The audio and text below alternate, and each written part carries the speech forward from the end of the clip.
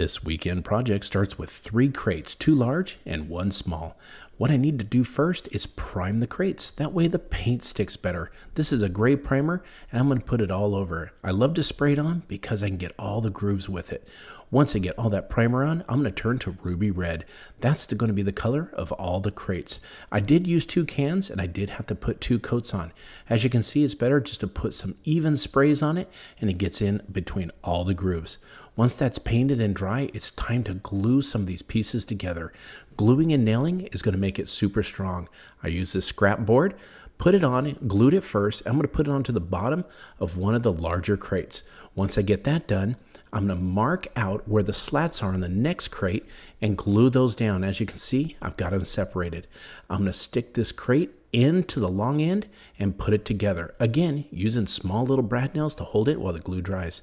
Then on the other side, I'm going to take that smaller crate, just using some tiny little pin nails to hold it, and it's going to be super strong. Then I'm going to grab some scrap pallet wood, cut these down to about 8 inches in length. Once I got that, I'm going to put them together, little scrap piece, and I'm going to take another little scrap piece, glue it, turn it around, and again using that small little pin nailer to hold it while the glue dries. Once I get all of these nailed up, I'm going to turn it around and take a little paper plate. And then I'm going to use that as my guide to make a nice circle. Then I'm going to turn to my bandsaw, slow but steady. I'm going to cut it out along that line. Once I get it cut out, I'm going to have some of these circles out of scrap wood, and I'm going to need 4 of them. And here they go on the side. As you can tell, they're going to be little wheels. I'm going to put those in with some longer brad nails. Once I do that, though, I'm going to take a little tiny dowel, paint it black, and put it in the middle. That's going to be my little hubcap. And then I need to cover up some of that rough edge. I'm going to make a fender. I'm going to use some of this stuff that I got from Dollar Tree. Using some hot glue, I'm going to put it in place and hold it down. It's ready to go in about 20 seconds. Then it's time to put the lights on the front with this nice stick and peel. And look at that. It lights up and it looks great. And what's a little red truck without its windshield? A little scrap chalkboard, put some hot glue down, and I'm going to set that in place, and about 15-20 seconds later I can let it go. Also, I'm going to decorate this out for Christmas. Put that little bow on front and a wreath. And last but not least, what about a little sign that I made from a silhouette and some scrap wood? Put that on there. Let's take it inside and show it off. Here we are. I'm going to throw a little Christmas tree in the back because this is for delivery. I love this little red truck. It turned out so great and it looks amazing. I love all the decorations that you put on. And I got a little visitor here that thinks they can drive it around the house. I hope you love this little pallet red truck that we made, delivering Christmas trees to the neighborhood. Grab a pallet and turn it into something you'll be excited to have on your front porch this winter. I cut the edges with a cordless chainsaw, used a hammer to remove each piece of wood from the center, and then I pulled all the nails. I placed 4 boards together and drew the outline of a snowman. I roughly divided the board into 4 sections and made the bottom a bit bigger, going smaller as I moved my way towards the top. I cut the design out with a jigsaw, being careful to always cut away from myself. I cut an extra piece for the hat and 2 extra pieces for supports on the back. I quickly sanded everything. I secured everything together with a brad nailer and wood glue. I made a whitewash with white exterior paint and water and brushed it onto the snow part of the snowman. I wiped the extra paint off with a clean rag and then repeated the same process for the hat using black acrylic paint watered down. I added the bottom piece of the hat and secured it with wood glue and a brad nailer from both the front and back sides. I set it aside to dry and cut 9 rounds from a wood dowel, sanded the edges, painted them with the same black. Once dry, I attached them using hot glue, and then I cut a triangle shape with some scrap wood, painted it orange using an acrylic paint marker and paintbrush with water. I cut a piece of felt for the scarf, and now I've got a pair of snowmen that will stay alive all season long. This is no ordinary pallet project. What we're going to do, the first step, is we got to pull all these boards off. They're actually easier than it looks. All you got to do is give a little bit of pressure with a crowbar, and these nails pop right out. We want to pull out the big ones and the small boards. First step, though, after that, is to get 2 long 1x3 6-foot long boards. We're going to put these in an L pattern, but we need to put some glue down. That is perfect. It actually holds boards together better than nails. Once we get that glued down, we're going to put this in an L shape just like that, and then we're going to use a few nails to hold it in place. I use 1.5-inch nails. They're perfect and they go in just right. Once we get that all glued together, we're going to mark 12 inches from the bottom. That's going to be our starting place for our first board. Now I'm going to start with a wider board right here. We're going to set this across, and then we're going to alternate to a smaller board. Again, going after that to a wider board, from wide, small, alternating all the way up. Now, we're going to lay all these across, but these are not cut to the size we want. Once we get these laid out, what we want to do is mark at the base the 24 inches. That is going to be our first cut, but we're going to lay a straight board across at an angle from the 24 inches up to the top, and then we're going to mark it all the way across. What this does is this gives us a perfect angle to make our Pallet Christmas tree. Once we get it marked out, we're going to put it over to 22.5 degrees, which happens to follow the marks all the way up. Once we cut these, we're going to cut that first one. Now remember, every cut we do, we need to make a duplicate because we're going to do two sides of the tree. Starting back at the bottom one again, we're going to use the brad nails and put it into place. Doesn't take much, just put them in there. Now we need to space it. I used my pencil as a spacer and it worked perfect. We don't want to just bunch them up right next to each other. Once we get the first row done, we need to flip it over. To make it easy, take that, it's really light because that pallet wood is not that heavy, and we're going to lay it across the table. Again, I'm going to use a clamp on this side just to hold it in place, and then we're going to line up the boards with the first set we put in. This goes much faster on the second row than the first row because the first row is what is like our template and holds it in place.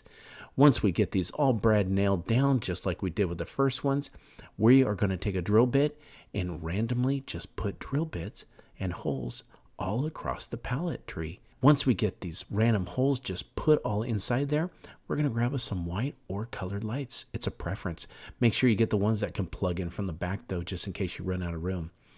Take those lights and you're going to staple them down. Now be careful with the staples. You want to make sure that you don't go through the wires.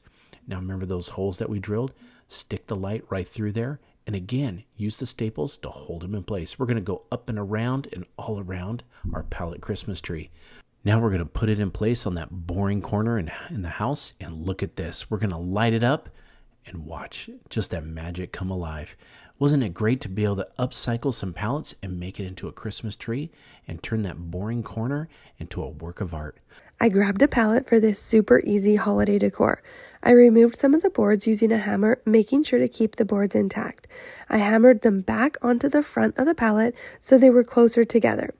If you find a pallet with the boards close together, I'd recommend just grabbing that one. I used my battery chainsaw to trim the extra boards on the end, and I used painter tape to mark out a line about 1/3 of the way down the pallet, leaving one vertical board untaped. I mixed acrylic paint with water and painted between the lines. I added a bit too much water, so I ended up just adding the paint directly to my brush to make the color less transparent. While wet, I removed the tape, and once everything was dry, I used hot glue to apply a giant bow. I made a second one, and now I have 2 giant presents for my front porch decor this holiday season. What do you think? Is this a project you'd try? I hope it inspires you to get creative with pallets this holiday season.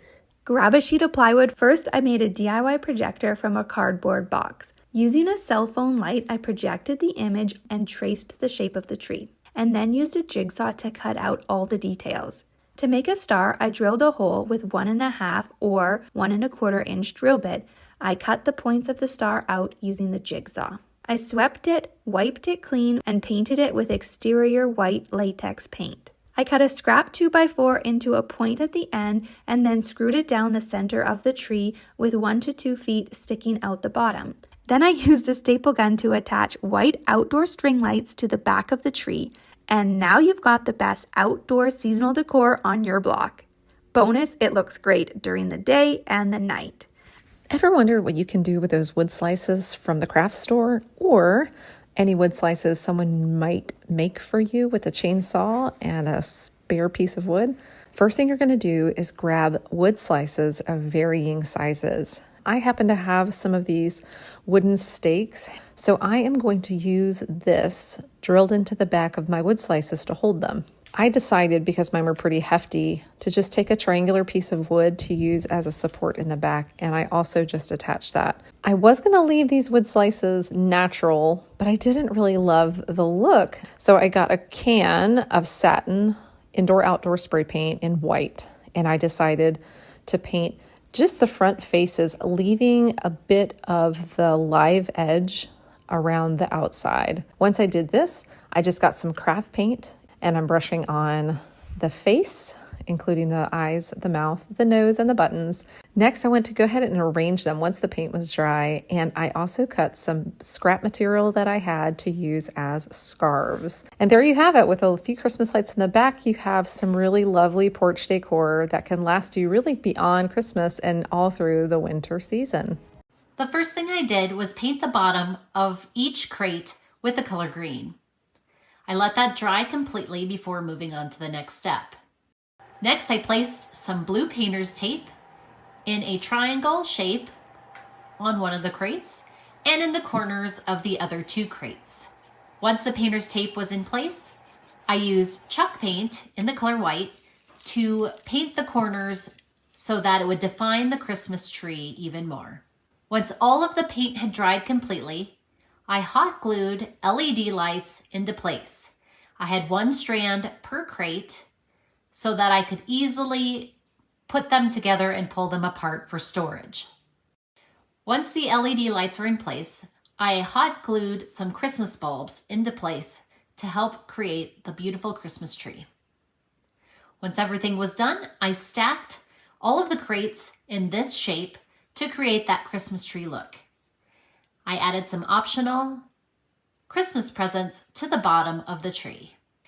I had an idea for a cute snowman project, so I headed over to my local lumber store and picked out some wood spindles. Then I had my husband cut them out for me. Next, give them a good thick coat of white paint on all sides. Now it is time to give them character and dress them. Before we clothe them, we will put their faces on. I freehanded their faces, but if you need some inspiration, search up Snowman face on the internet and you will find all sorts of cute expressions. My snow family consists of a dad, mom, brother, and little sister. I chose to give each a different expression and one that was fitting for their personality. When all of their faces were done, it was time to dress them. For the father, I created a long toque by cutting a piece of cotton fabric that reached around the top of the snowman head. Start gluing at the front by gluing the middle of the fabric to the front of the snowman head. Then glue the seam of the toque all the way to the end. Next, glue on a piece of jute ribbon as trim for the toque. You may need to double up the ribbon so that the fabric won't show through, as I had to. Next, bend over the end of the toque, tie it with twine, and snip off the excess twine. Next, glue on brown jingle bells as buttons. Lastly, cut a strip of the same fabric and make it into a scarf for the father. Tack it in places with the hot glue so that it lays nicely. For the mum, I created her hat out of a 2-inch wide piece of jute ribbon. First, cut a piece long enough for her hat. Next, fold the end of the ribbon and glue it to the back of her head. Then trim the toque with a decorative piece of ribbon and glue it all the way around with the seam at the back. Then tie the top with a piece of twine and trim the excess. I cut long strips at the end of the toque. Next, cut a piece of ribbon long enough to make a scarf and glued on a couple of rusty jingle bells as buttons. Follow the same instructions for the little boy and girl snowmen. Now it's time to enjoy. Set them up in a little wintry spot, in a place where everyone can see them and admire them.